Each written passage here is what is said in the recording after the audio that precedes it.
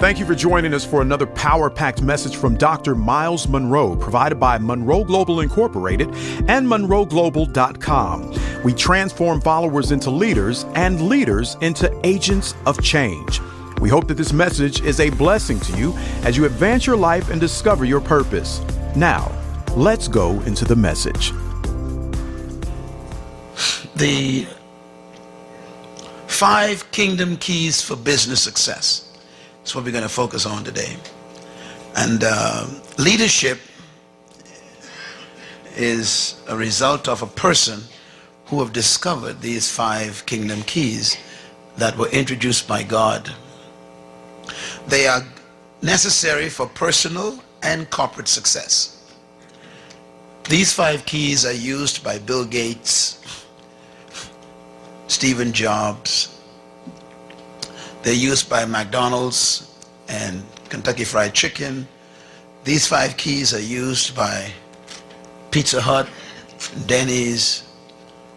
These 5 keys are used by Coca-Cola.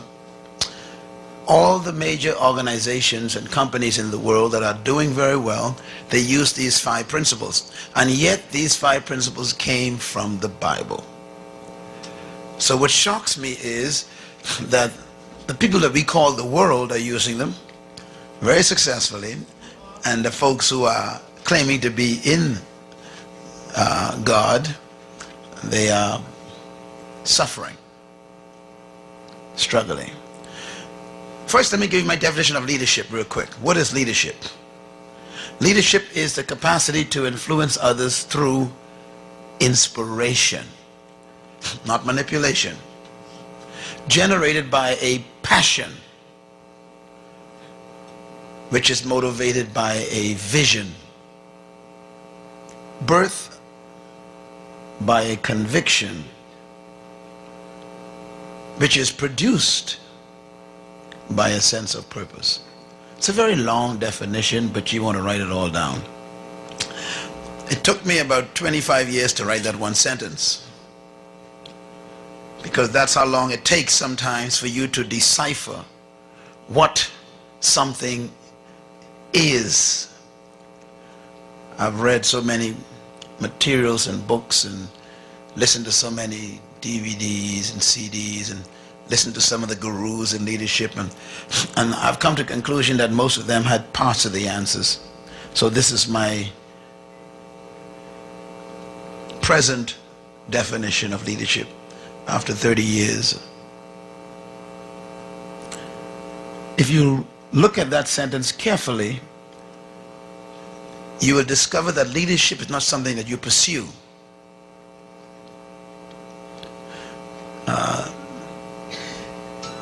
Leadership is a result. So if you want to become a leader in an area of life, you have to turn this sentence upside down and start from the bottom. For example, if you want to become a leader in the world, you first got to have a sense of purpose. That is number 1. It's not showing up there. And that purpose produces a conviction. And that conviction produces a vision that a person sees of their life.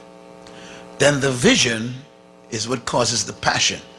When a person can see a future, it generates a passion for them to wake up in the morning. That passion is what produces inspiration in other people. And this is very important when you're talking about a business. If you're not passionate about something enough to inspire people around you, you'll never become a successful person. When you inspire people, they allow you to influence them.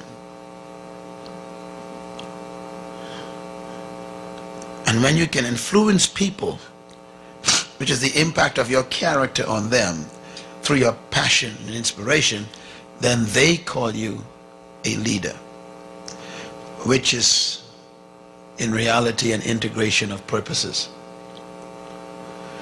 So leadership is really a product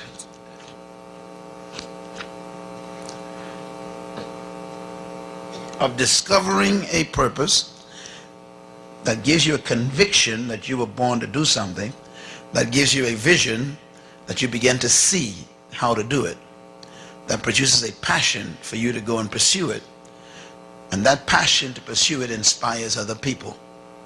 Once you inspire people, they will give you their talents and gifts, their energies.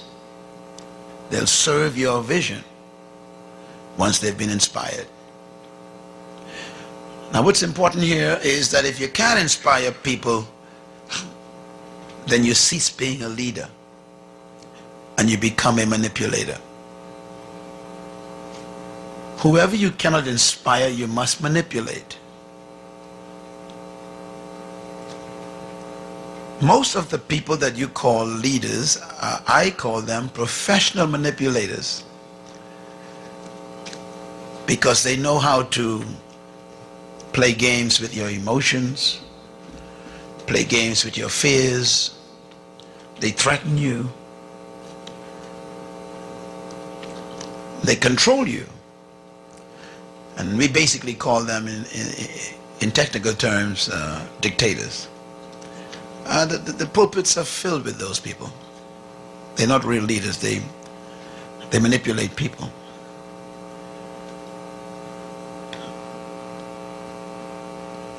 Some of the greatest leaders in the world are people who run non-profit organizations. And that's because they don't not necessarily pay the people who are working. The people work for another reason. And that reason is they're motivated by an inspiration they got from the leader. The cause draws them in. And in many cases, that is why it's difficult for pastors to explain their value to people. I'm talking about good pastors. And this is why many pastors' salaries are far below what they should be, because in the world of business, sometimes you can't measure in quantifiable form the value of that pastor in inspiring so many people to do a powerful work and not pay them. You should get paid for that because it takes a lot of skill to inspire people with vision.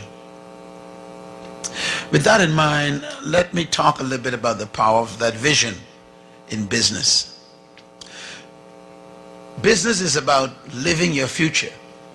It's about what we heard just now, finding your core passion and pursuing it.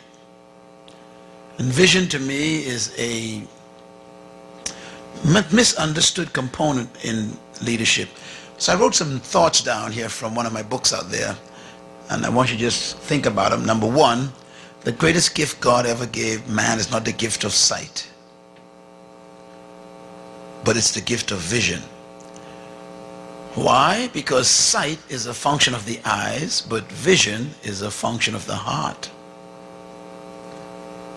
Sight is limited to the capacity of the eyes, but vision is limited only by the boundaries of your imagination. Isn't that awesome? That's why I am very suspicious about my eyes. I don't trust my eyes when it comes to living.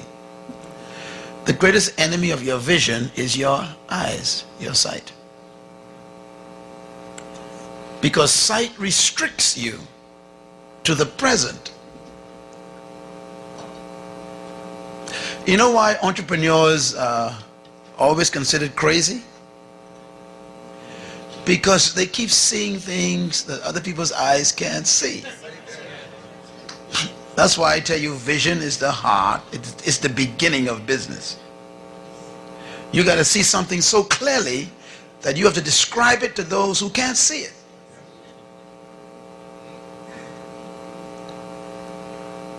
And that vision is what releases you to the uncharted waters of the future. You begin to dream. Sight captures the present, but vision captures the future. Sight deals with what is, but vision deals with what could be. I'm talking to aspiring entrepreneurs today, sitting in this room. Some of you stayed at this luncheon because you want to start a business and don't know what to do. Some of you sitting here because your business failed and you're afraid to start again. Some of you are here because you are in business but you're stuck. You owe everybody and ain't making nothing. Some of you are here today because you are business people and you're basically paying the bills and paying the creditors, but there's nothing really to show for your efforts. And then there are those here today who are in business and your business is doing fairly well and you want to go to the next level. Well, here's where you start. The business of visionary leadership. Number one, vision is the capacity to see farther than your eyes can see. That's how I define vision. You got to be able to see beyond what you can see. And secondly, vision is the ability to see beyond your eyes. And you must stop trusting your sight. You cannot see things as they are if you're going to go into business. You have to begin to see things as they could and should be. You know, we built our organization from zero. I mean, it was nothing. It was just an idea in my head, planted there by God, of course. And I saw this powerful thing, this vision. And today, everything that people laughed at me as being a dreamer has come to pass. You know, we employ over 100 people, and our business is very, very busy, and we affect millions of people. Our products are distributed worldwide, and we have to operate a number of business and companies together with that because we are so wide in our global scope that our business demanded that we see like an eagle. We got to see far all the time. Proverbs 29 says something that I want to bring to your attention. Very important verse. When I first read this verse, I was angry at God because this verse occurs twice in the book of Proverbs. And the first time it's written like this. It says,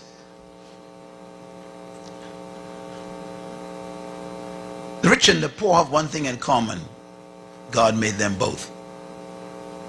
And I became angry.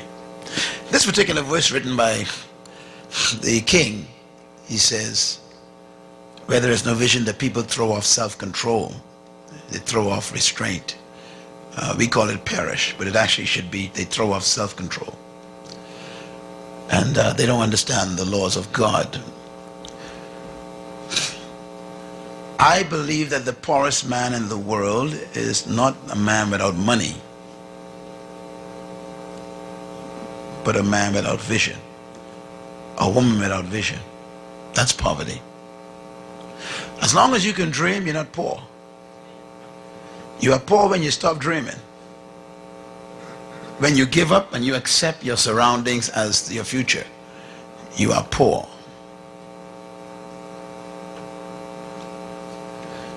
It's okay to be born in poverty, but don't accept it. I was born that way and I didn't accept it. Here's the verse I was referring to. Proverbs 29. It says,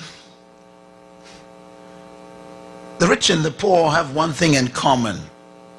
That's what the verse, Proverbs 29:13 says. I'm not sure why it's not showing up in this interesting computer they got here, but anyhow. This is not my computer.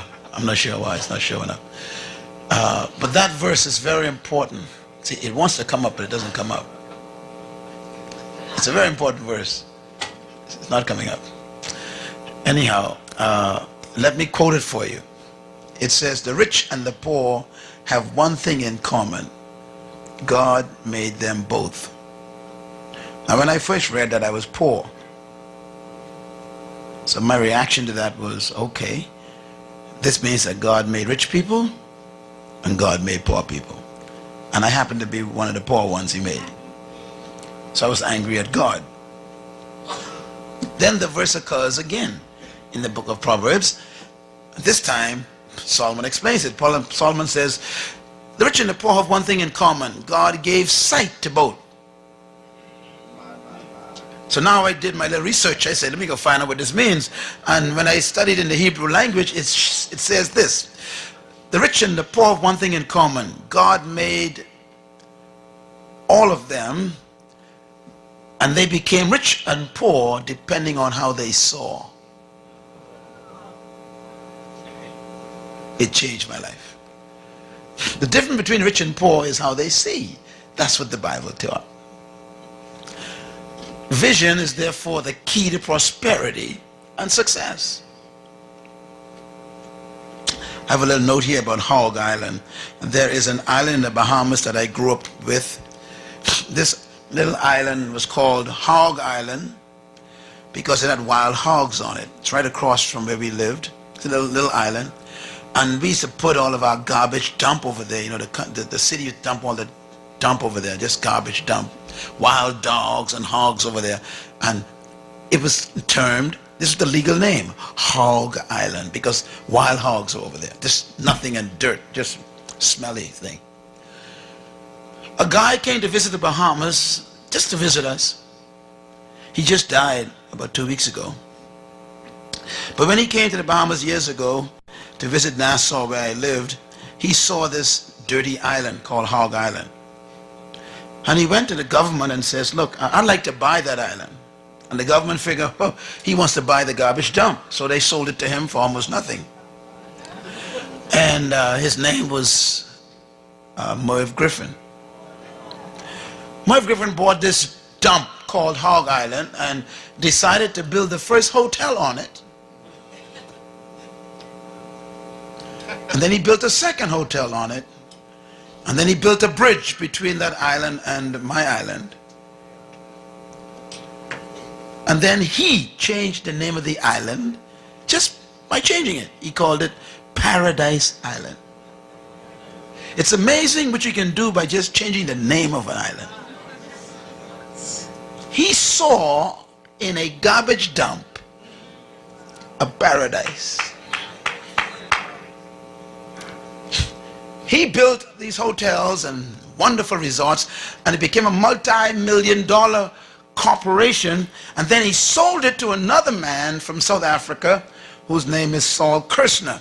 He built the largest hotel in the entire region of the Caribbean on Hog Island. It's called Atlantis.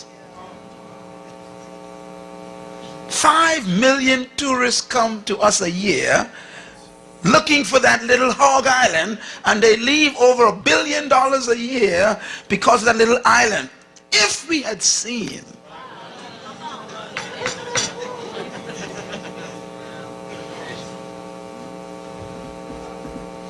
there's an Hog Island not too far from your house.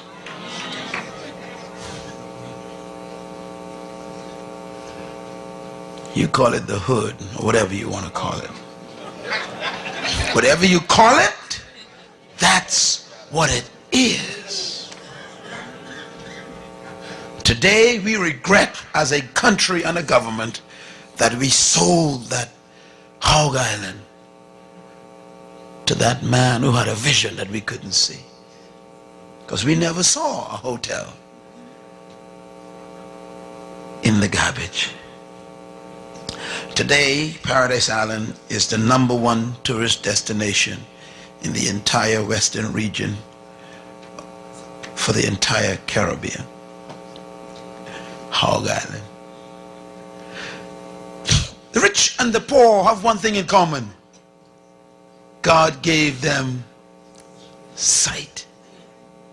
One become rich, one become poor, depending on how they see. So you can see a hog island or you can see paradise. Whoever sees paradise becomes rich.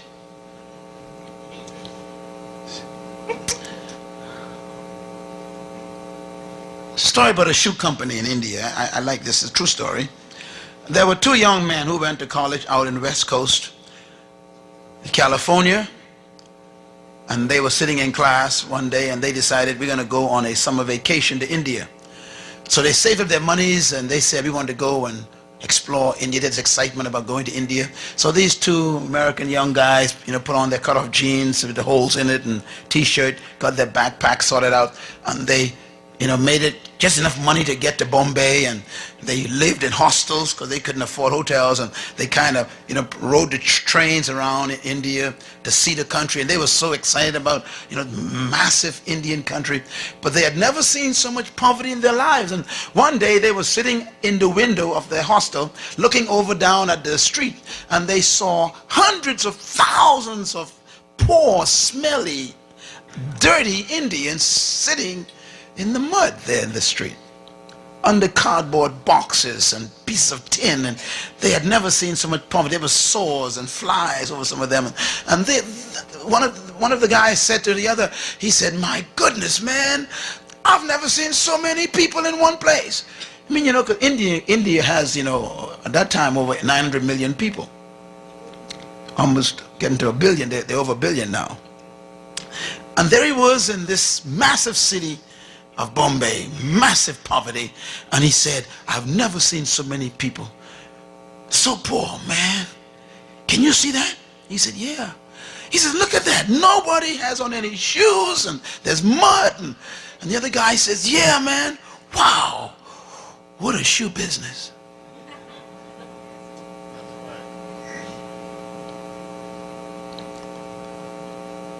So they went back home, went back to college. One of them was sitting there in the class. The professor was talking, and he began to scribble on a piece of paper. Different, just scribbling. And his friend said, "What are you doing?" He said, "Nothing." And he was designing a shoe, because the picture of those thousands of dirty feet couldn't leave his mind. He saw a pair of shoe on their feet that could cost 25 cents. He designed a shoe that would be made out of plastic, and when he was finished with the design, he sent it off and got it registered to the Library of Congress, and then he sent it to one of the manufacturers to make a prototype, and the guy made a prototype of this plastic shoe, and he told his friend, "I'm going to quit school, man. I'm going to pursue this idea." His friend said, "No, man, you can't quit school, man. We got 2 more years. You could hang in there." He said, "No, man, this thing could work. I see the vision. This thing can work. We can get these shoes in these Indians' feet." He says, and the manufacturer said he can make them for 25 cents. The guy says, "You're crazy. You can drop out of school." He said, "Yes, sir, man. I'm going to try this thing." He quit school and took a little bit of money that he saved up, got some money from his uncle, found a couple of investors, and invested in his plastic shoe. Produced his first batch, shipped it off to India, and began to sell them through a distributor there for 50 cents.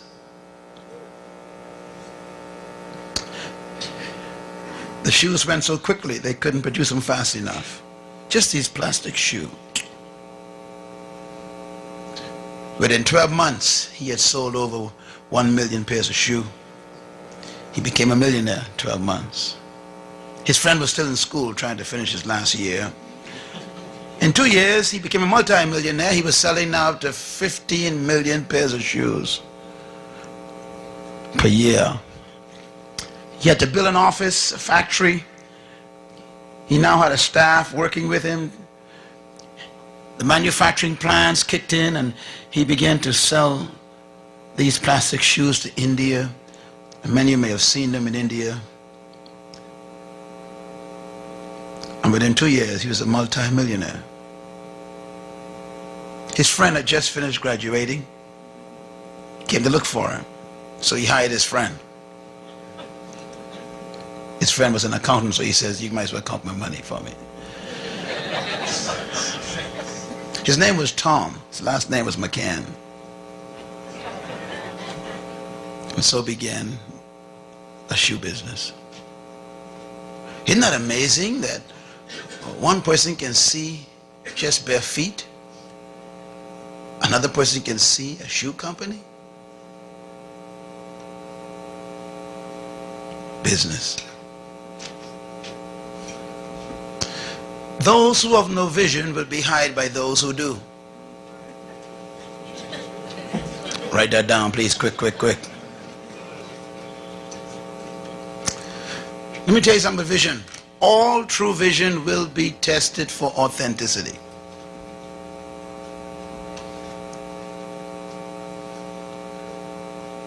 I know I told you some good stories, but those stories come with some pain.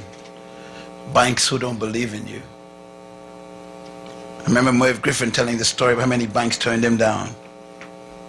Until finally one bank says, "You're crazy, but I'll take a risk." And Paradise became the most successful resort center in the entire region.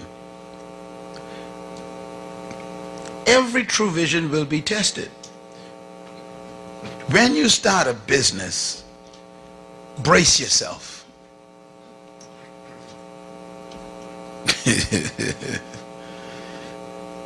Because there may be like 3 or 4 different hells. They'll all break loose on you. Am I right? So you got to stay with your passion. You got to believe in your vision. Business demands audacity, persistence. You got to believe in it so badly that you're willing to mortgage your house. You know, success is a result. It's really not a gift. So here's a couple of thoughts for you before I give you these 6 items. Number 1, the original mandate of God was a business mandate. Did you know that? God is a God of business. Everything is about business with God. You were created to dominate in an area of gifting, not to dominate people. So business is really in everyone here. You were never commanded to dominate people, but to have dominion over things in the environment, birds and fish and animals and trees. Case in point, God never gave Adam a chair. He hid it in the tree. God never gave Adam a table. He hid it in the tree.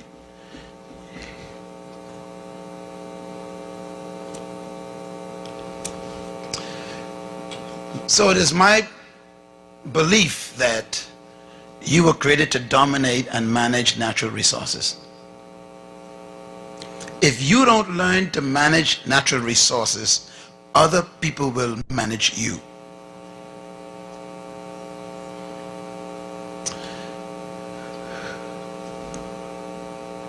Your gift was designed to impact natural resources. And everyone in this room was born with a gift. And there is a natural resource on earth that you were designed to manage, control. Not people, but a gift that you manage that enhances the lives of people. You know, I think about this thought. You were born with the seed of your business within you.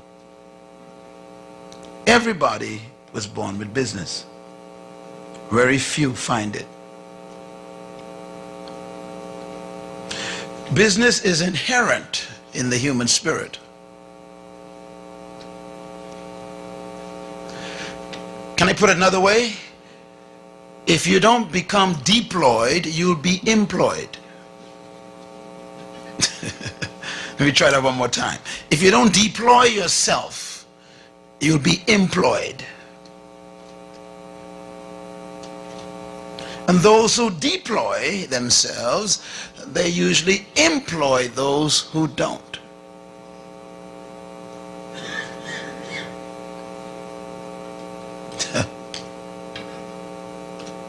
So business, it exists within you.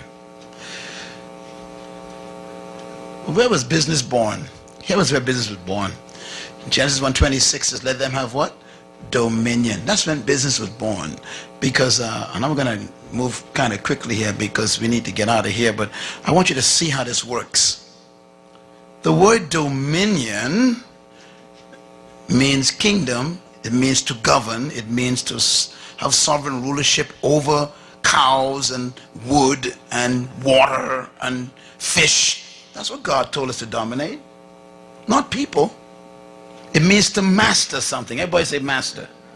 Whoever masters something becomes successful.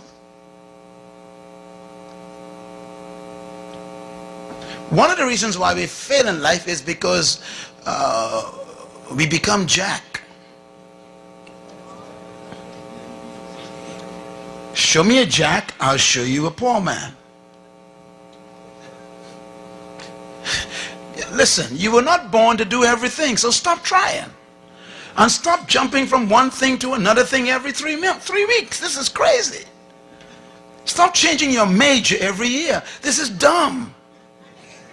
It's a formula for poverty. You were born to master something. Say it. I was born to master something. Say it again. I was born to master something. See, that's what we were hearing earlier when he talks about cutting back on all these distractions. You got to find something that you master. And look at that second statement. You were created to lead in an area of what? Gifting. You got to find your gift. Point number 3 is critical. You were created to master a natural skill. And the two words must go together, natural and skill. If you hate doing what you are doing, it ain't natural. So you got to find out, what is my natural skill? What do I just love to do? And then you need to refine it and serve it to the world. It becomes a business. But this is going to get sweet in a minute. Watch this. Your natural skill is your domain. You know, I think of Tiger Woods, and I'm going to use him a lot in the next couple of moments. But here's a young guy who had no interest in being a multimillionaire. He had no interest in being a leader in the world. All he wanted to do was to master his natural skill. So at age 4, his father gave him a piece of stick and said, hit this ball. Age 4. And from age 4 until now, he's still hitting with that stick.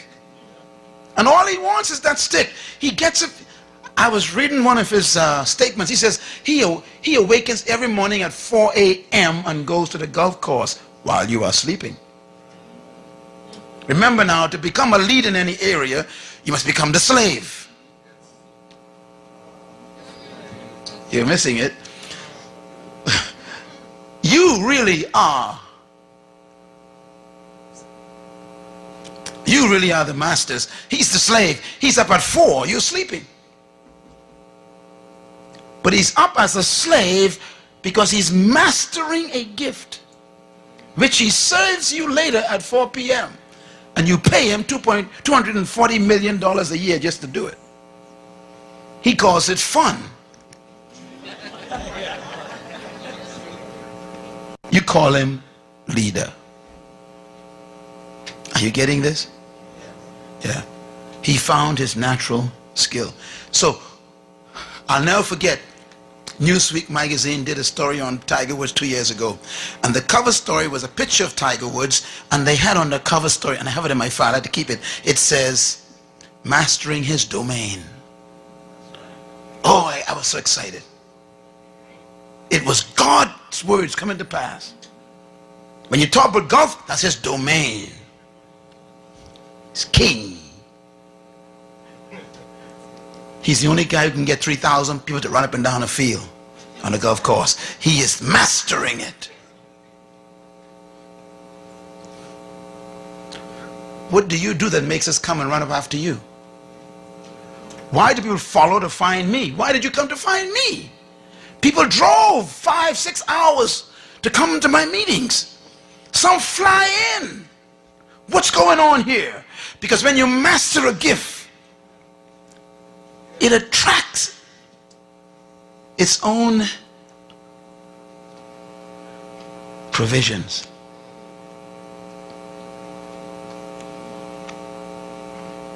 Business. Sure. Write this down. The domain is your seed for business. I guess I'm taking you another route of business. See, I can talk about technical things about business, investments, but that doesn't make a business work. What makes a business work is when you understand that you have something that the world wants and they'll pay you for it. And you got to find out what that thing is. And everyone in this room was born with one. At least one. No one came to this earth without something. I'm going to prove that right now. Your domain is your purpose. What we were born to do, whatever you were born to do, that becomes your domain. Please buy this CD, okay? Okay, here we go. I'm coming now to the 6 laws of business. Actually, I'll give you 5 of them. This is the first statement God makes concerning business. And every person in business success are following them. Matter of fact, this is the verse that Bill Gates is using. Stephen Jobs is using this for Apple computers. iPods are using this. iPhone is using this verse. McDonald's is using this verse. Kentucky Fried Chicken is using this verse. Pizza Hut is using this verse. And the saints keep avoiding it. They are making billions from this verse. God said to man, be fruitful. What's the first command? Be fruitful. Second command, multiply. Third command, replenish. Fourth command, subdue. Fifth command, have dominion. Now notice he says over fish, over birds, over fowl, over living things in the creation. Okay, but he gives this man 5 simple instructions. And then God left him. God gave man a business strategy.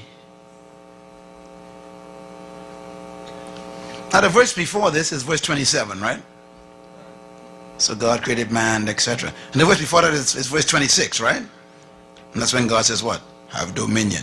So God tells man in 26, have dominion. In 28, he tells him a strategy on how to have dominion.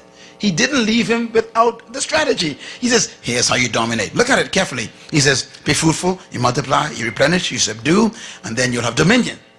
You say it again. Be fruitful, you multiply, you replenish, you subdue, then you'll have dominion. First he said have dominion. Then he says, now let me tell you how. First you got to be fruitful, then you got to multiply, then you got to replenish, then you got to subdue, and then you have dominion. Who dominates golf? Who dominates Big Mac? Who dominates chicken? Kentucky Fried Chicken. Isn't that amazing? These people dominate these areas.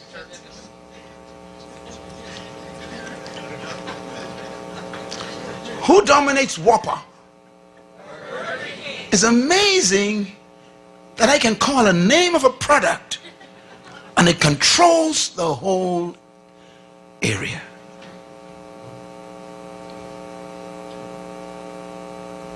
Don't get me wrong. This is not complicated. So there's a picture of my man. The 4 laws of business. Number 1, be fruitful. Okay, this is where business begins. The word fruitful in Hebrew means productive. It doesn't mean to have children. I was shocked when I discovered that. The first command God gave man was what? Be productive. In other words, produce something. Oh man, I wish I could talk to you for a couple more hours about this. Say it. Be productive. Stop saying fruitful because you're thinking about babies. Tell your neighbor, be productive. Be productive. No, say it this way. Produce something that I could buy. That's the first command.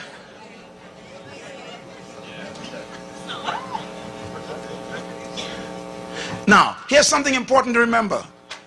The first command is to be what? Fruitful. The first command should have been be seedful, because fruit is a result of seed. You can't have fruit unless you have a seed that has a tree that bear fruit. God ignores the entire first step.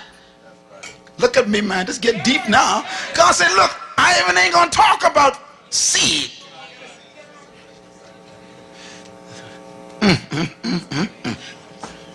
Oh, you still ain't got it.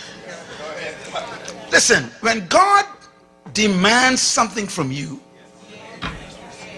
it exists.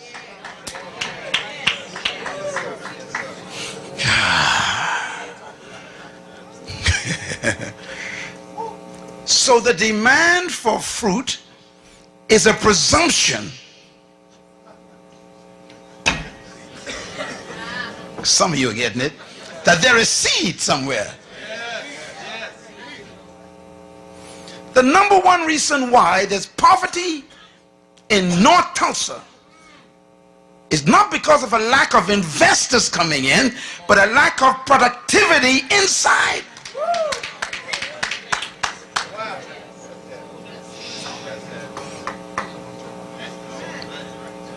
Do you know how you measure?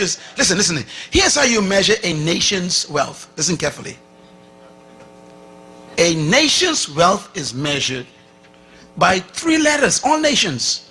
Gross national productivity. In other words, if the nation ain't producing, they call it poor in the UN. Money doesn't make you rich. Productivity does. That's why China is one of the biggest threats right now. Even though they may be poor, they are producing.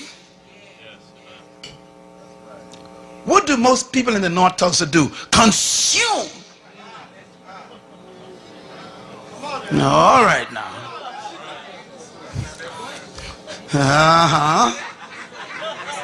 You keep going to the bank to borrow money to buy stuff that isn't productive. I mean, if you're going to buy a vehicle, buy a truck so you can become one who collects garbage to produce a business. Don't buy a car to drive around in. That ain't productive. All right, now I'm talking.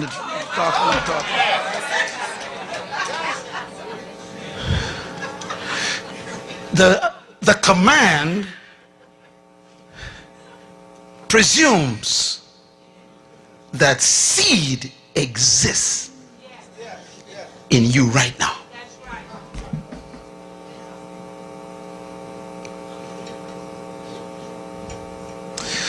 Oh, I need to spend a week just come on business, you see, because business is deep, see. I'm serious about it. I have a business week. See, because you are sitting here on a gold mine, you can't even find the gold. You don't know what your seed is yet.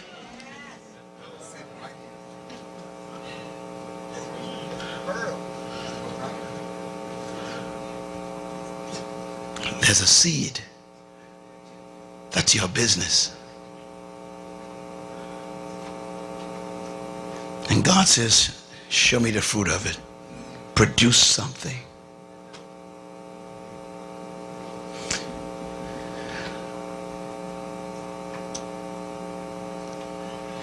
Now, when you produce a product, watch God's strategy now. Let's say, okay, Apple computer. You all remember that Stephen Jobs dropped out of school. You know that. He quit college too. Most successful people quit college. I hope you know that. I almost did. You know, my mom kept me in. That's no why she kept me in. But anyhow. Stephen Jobs quit school because he had an idea. Everybody say idea. That's your seed. Your seed is the idea that won't quit.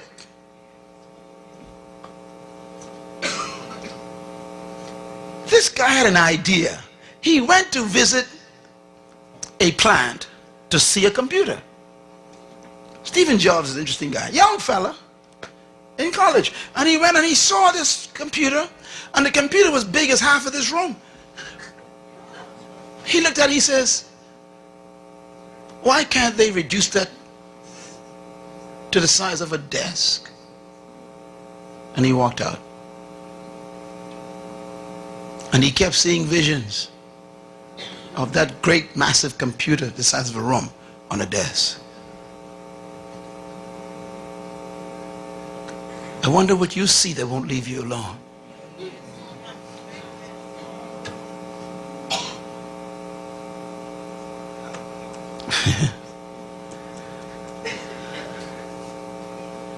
Write this down. Every problem is a business. I'm going to say it again. Every problem is a business. One man see bare feet, that's a problem. The other one see a shoe company, that's a business. One man see a hog island, that's a problem. Another man sees a resort, that's a business. Produce your seed, produce your fruit. And then the second command, multiply. You know, when you produce a product, then you got to reproduce it. If you cannot reproduce what you've produced, you're going to be poor. One of the keys of successful business is being able to reproduce your product 1,000,000 times more. Any good company that wants to succeed must be able to follow God's second command, to multiply.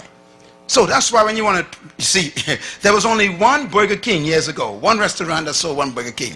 They refined, everybody say refined, they produced a fruit. Now everybody makes burgers, but they produce a unique burger called a Whopper. Come on somebody. Now you make burgers at home, don't you? But when you want a Whopper, you go straight to Burger King. Even though you got the same bread and beef and all this stuff, you still want it because they refined it. Everybody say refined it. I'm talking. See, you got to take your seed and produce a fruit, and you refine it first.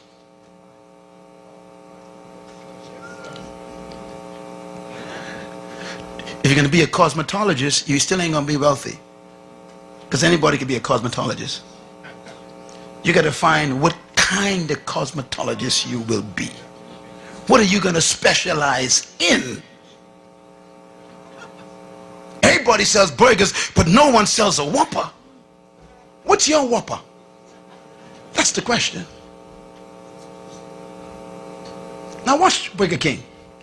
Burger King then takes this Whopper sandwich that they refined, and they developed a system. Everybody say system. To reproduce the same Whopper every time. So when I went to Mexico one day, we went to a Burger King. The same Whopper came out in Mexico. We went down to Venezuela, Burger King, the same Whopper. We were in the Ukraine, in Russia, the same. I said, how can the same Whopper be in every country? Because they reproduce.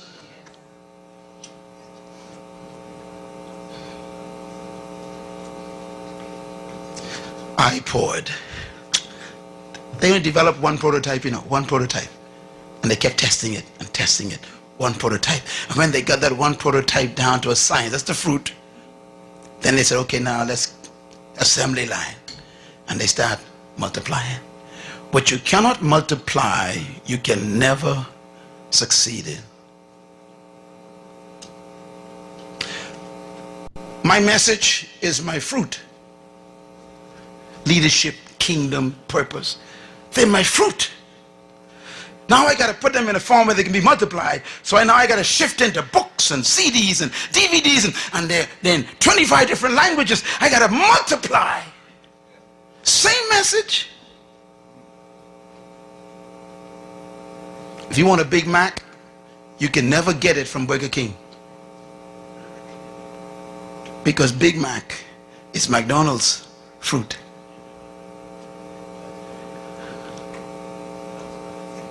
And they keep reproducing it. God's third command, replenish, is a big one. If you're going to be successful in business, you got to be able to distribute your product. You got to develop a distribution system.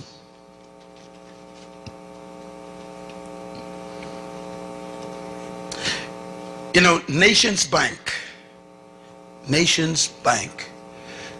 sat down in their headquarters somewhere in New York and had a long meeting one night and said, you know something, let's reproduce ourselves in 50 states. So we got to develop what? A system. So when you walk into the bank, everything is in the same place. Okay, Walden, bless his heart, had one store. He said, okay, I got my fruit. I got a store where you can actually come in and get wholesale prices, man. The guy had one store. That's number one. Number two, he decided, I want to follow God's second command. I want to multiply. So he created a system to reproduce Walmarts all over the world. Number three, he said, now I'm going to distribute my products to those stores. Walmart got his own distribution system.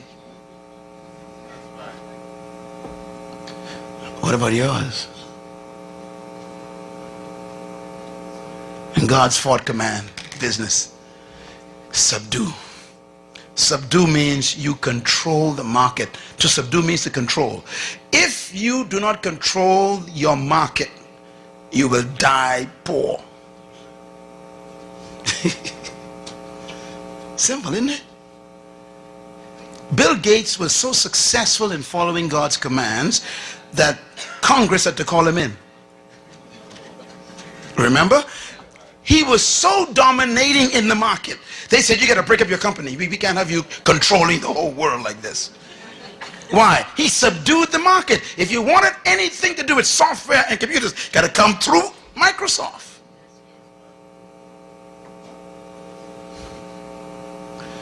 Can I put it another way?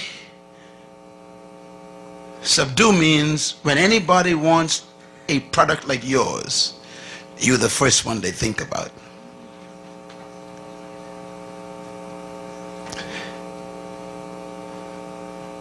Subdue.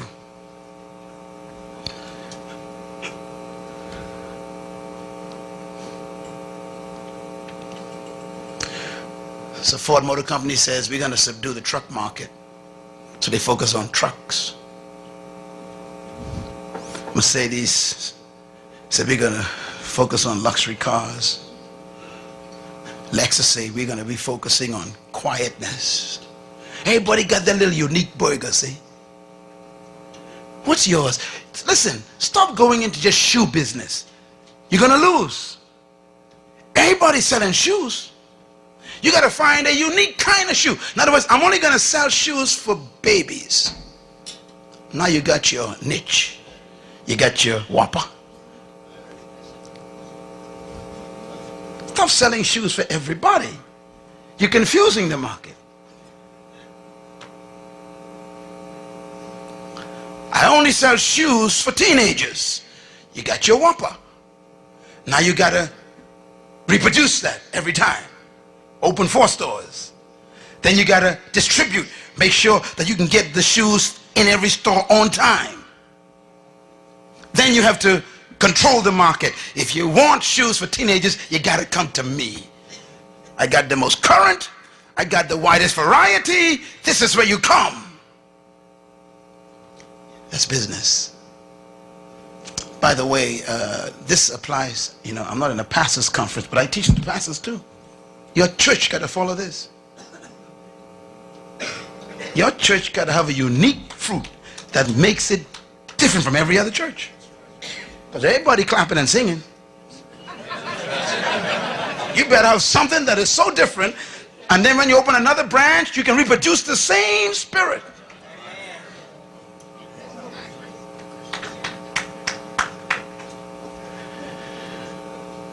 God says, subdue. Oprah Winfrey, boy, she did a good job. She packaged her seed, reproduced it in her shows, distributed in every available media company wants a show. Same show. I said same show. She don't have 5 shows.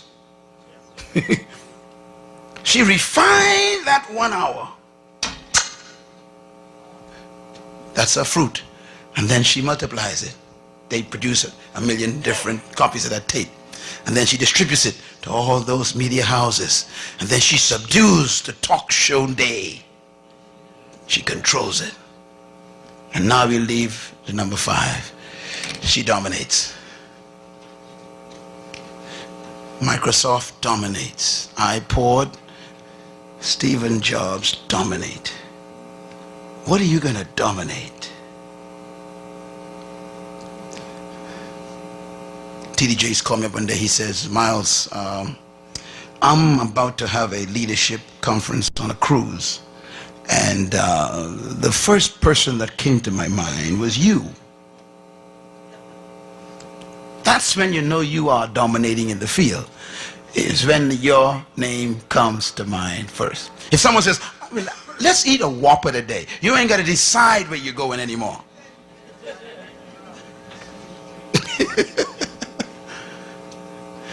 Is there something that you have produced that makes us find you? That's your business.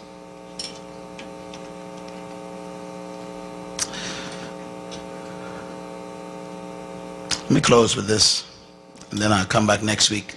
There's my girl Oprah. Little abandoned girl abused by her parents. All she had was what? Idea. Idea.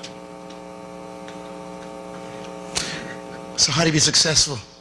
Seeds of greatness. Write this down. Everyone possesses seeds of greatness. Say it out loud. Number 2, your seed is your purpose and passion. Say it. Your seed is your purpose and passion. Number 3, your seed contains your future. Say it. Number 4, in every seed there's a forest. Say it. Number 5, your seed is the ideas that won't go away. Say it.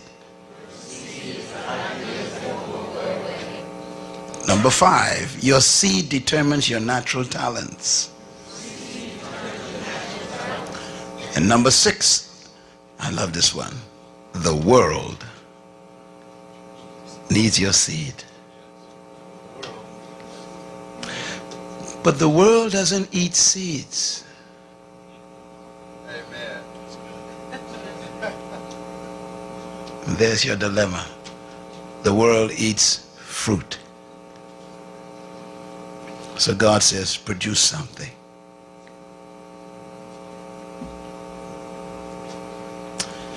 And finally, your seed is your business.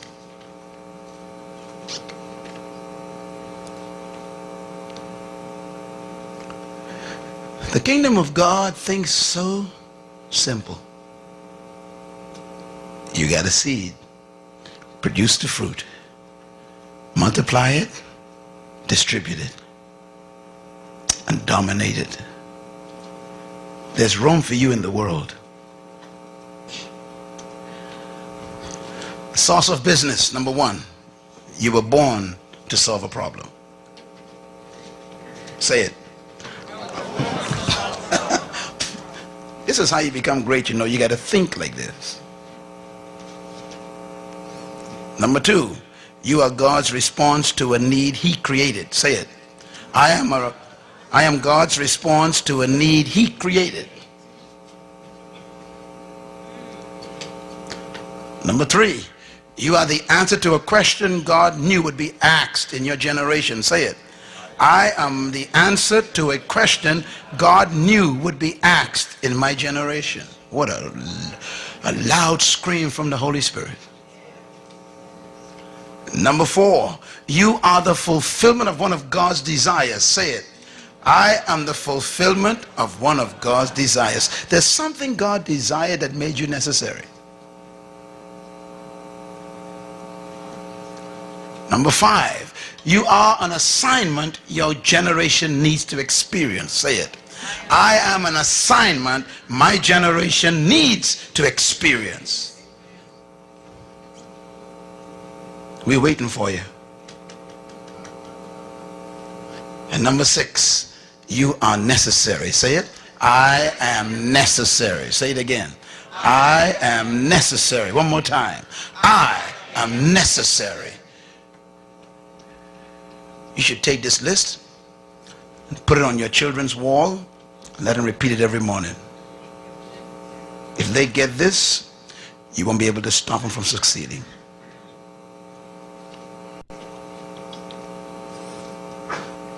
Business is finding your seed, making it a fruit, multiplying it.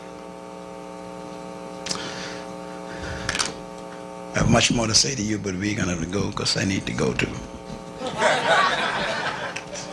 Listen to me. I was asked a question years ago. The question was, how do you become successful? My answer goes like this. You might want to write this down. If you want to be a success, do not seek success.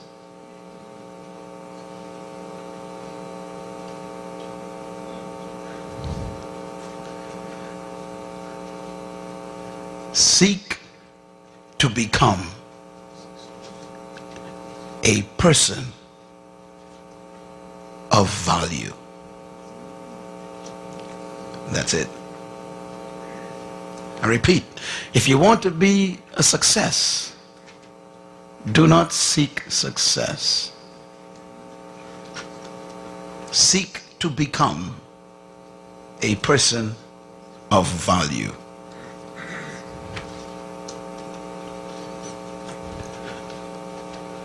How do you become a person of value? Simple. Refine your gift to the point where the world needs it.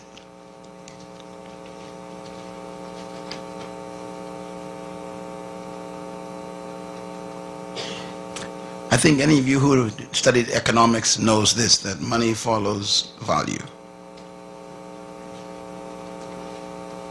Wealth follows what? Value. So don't go after money, just become valuable. They'll find you. So you got to develop yourself and refine your gift so well that they come look for you and they pay you to be yourself.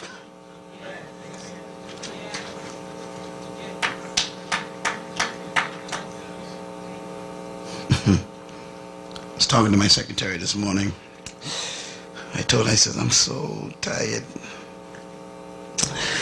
of all the demands. She said, yeah, you need a break.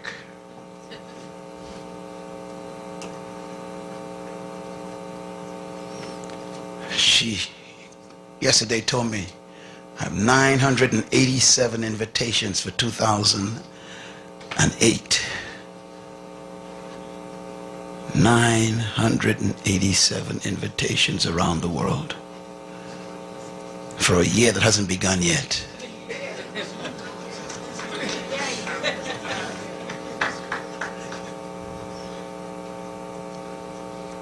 Make yourself a person of value, and they look for you. Let's pray. Lord, for every business sitting in the chairs here, may they be ignited. Germinate every seed. Let this be the conference where the seed becomes a tree. And Father, I pray that when I come back to this city or visit the cities represented here, that there will be stories coming out saying, look at my Tom McCann shoes, look at my Paradise Island, and look at what God has done with my seed that has become a fruit. I give you thanks now that the businesses in this church and in this city would emerge. Because our fruit is not for us, it's to feed the world. We are servant leaders. Thank you again for this great conference. We give you praise. So be it. Mount Airy, New Jersey. I was in a packed room, bigger than this, packed to the walls. I'm the main speaker. They said, speak on potential and business. I said, sure. And I spoke that night on discovering your seed, and finding your gift, and developing it, and multiplying it. And a lady came to me afterwards, met me at the book table, and I was autographing book. She said, Dr. Munroe, I got the message. I said, fine, ma'am. I'm just kind of old lady, you know, just clothes, kind of old, hitched up. And she said, I work in a hotel. I make beds. I said, that's great. She said, but tonight I heard you. I got it. I heard you. I heard you. I got a seed. Tomorrow, Dr. Munroe, I'm going to bring you my fruit. I said, okay. So the next night, limousine pulled up. I jumped out. Some of the aides, bodyguards there were at the door. And this lady was standing in the crowd. People who knew me wanted to shake my hand. And I saw this lady, and she had this paper bag in her hand. She says, Dr. Munroe, here's the fruit that you talked about last night. This is my fruit. And she gave me this brown paper bag, greasy paper bag. I like grease, so I took it.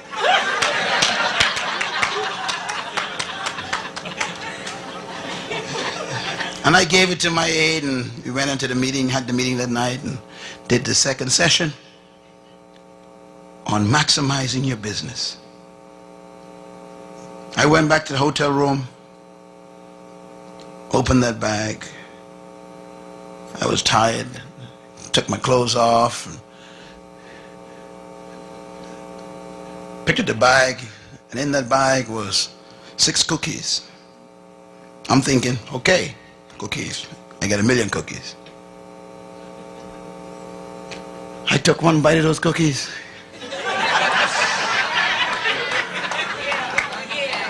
I don't want to tell you how I felt, because you wouldn't accept it. But I tell you what, I had an experience. My toes curled up. Everything, my whole body had spasms everywhere. I was like, yeah. Yamaha, Hushama. Hey, who is this woman?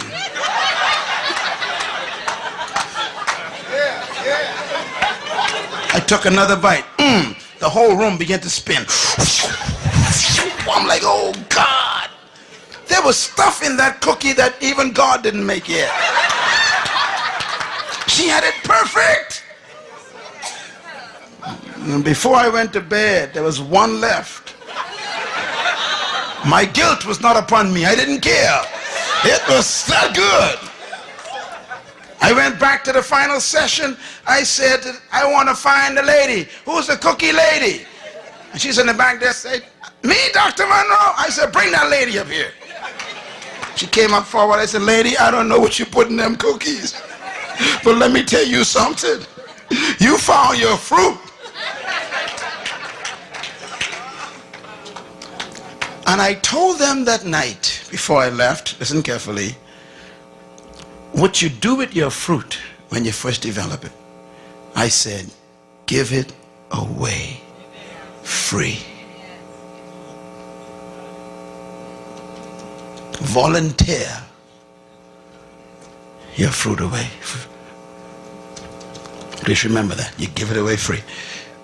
So I left Mount Airy, and 12 months to the date, I was invited back to be the same speaker at this massive conference again.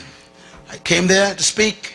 They wanted session number 2 on business and potential. Place was packed. I'm excited. I mounted the stage, began to speak,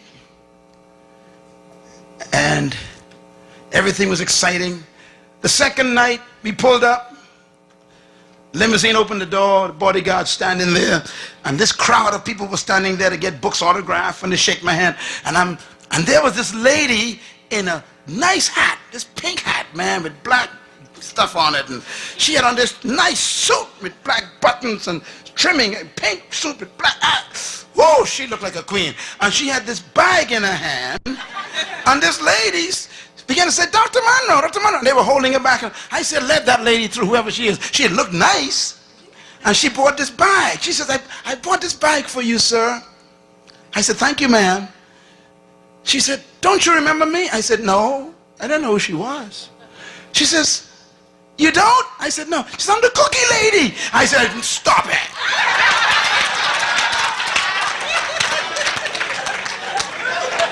Man, she was shocked. Dead cried out. I said, what happened to you? She said, you won't believe it. She said, I bought you my bag, specially just for you. I opened the bag, and there were these boxes of neatly packaged cookies with nice design and everything. And she said, my cookies are being distributed to all the major stores in the city. I employ 258 people. She said, and my company's already hit $3 million. She said, all because of you. She says, and therefore I want to give you something. And she went in the purse and bought out this envelope. She said, this is just a token of my gratitude to you. Thank you so much. I'm just a cookie lady, that's all. Multi-millionaire in 3 years. Just a cookie lady.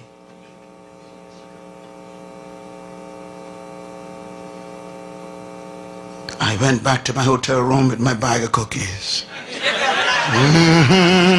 Oh, Lord, now. Jesus. I couldn't wait to get into them boxes there. I got to feel that experience again. It was almost like, hey.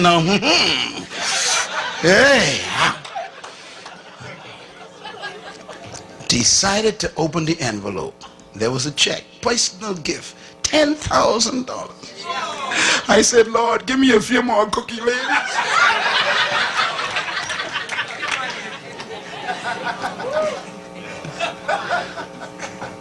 Mount Airy, New Jersey. Today, her cookies are in all the major stores. She's now being chauffeured, full of the Holy Ghost, sleeping on a seat, working in a hotel, because no one told her that she was carrying her seed. I pray when I come back to Tulsa, you will have your pink bag, and I want to see your cookies. Thank you very much. God bless.